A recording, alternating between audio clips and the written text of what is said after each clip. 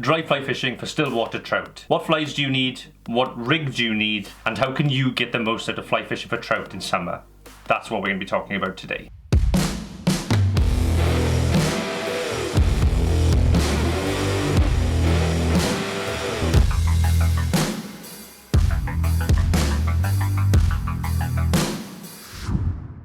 What's up guys, welcome back to another video. My name is Rhys and I make fly fishing videos and tutorials that will help you catch more fish. So if this is your first time here and you want to learn more, please press the red subscribe button and smash the bell so that you don't miss out on future content. So today we're talking about dry fly fishing for small stillwater trout. Let's put this into a real life scenario. When you go to Spain or somewhere warm, what are your eating habits? You'll normally have a big breakfast, a big evening lunch, and then throughout the day you'll generally snack. And that's exactly the same situation for trout. When we're in summer, the water temperature will get to a point where it's just too warm for the fish to feed. So normally when the water temperature gets above 18 degrees, the oxygen levels will lower. That will make fish more lethargic and less inclined to feed. You've probably seen it on any small stillwater where the fish will just aimlessly swim in the top couple of feet of water, just moiling around and not really feeding. So what can you do to maximize your best chance possible in that scenario?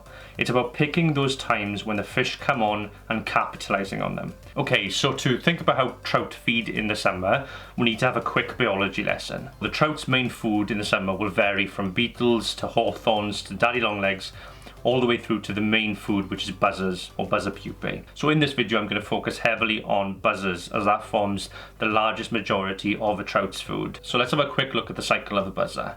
You start with a female midge. She will lay eggs into the water. Those eggs will descend to the lake bed where they will develop into larvae. Now the larva at that point is commonly known as bloodworm.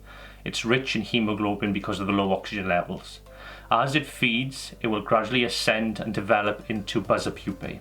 When it reaches the top of the surface, it will hatch into an adult buzzer. It will separate itself from its sheath and using its adult legs push itself out and become an adult female. And then the cycle begins all over again.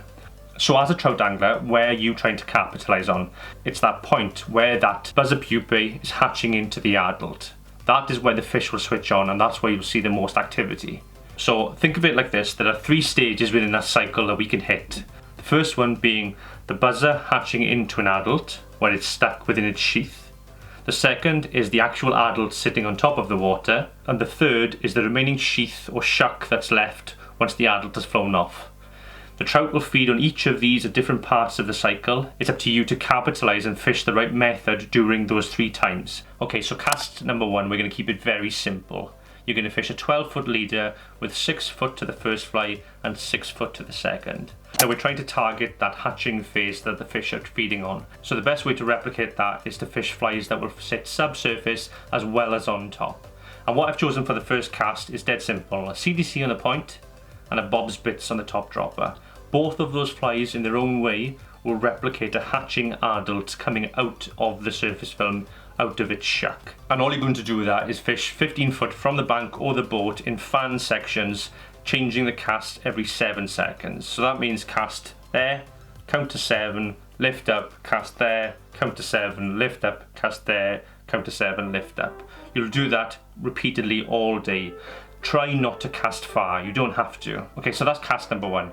Let's move on to cast number 2. So let's say for example that we have missed the hatching phase because we were too slow to change and we're now looking at the lake and there's just hatched adults everywhere and the fish are just sloshing at them, swiping at them as much as they can. What do you do then? Okay, so we're keeping it simple again. 12-foot leader, 6 foot to the first fly, 6 foot to the second.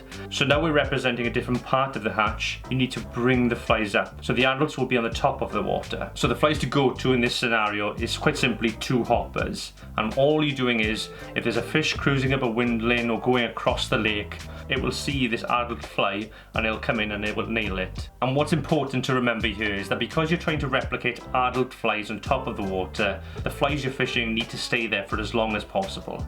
The easiest way to do that is just to apply some gink to the seal's fur on any hopper pattern and you'll be good to go. Okay, and then cast number 3. So let's say for example now we've had the hatch, we've had the adults, and we're now in a position where the hatch is over. There will still be food on the surface film, and that will come in the form of buzzer shucks. So how do you imitate that? Well, we're keeping the setup as simple as possible again. 12 foot of 6 pound fluorocarbon. First fly at 6 foot, second fly at 6 foot.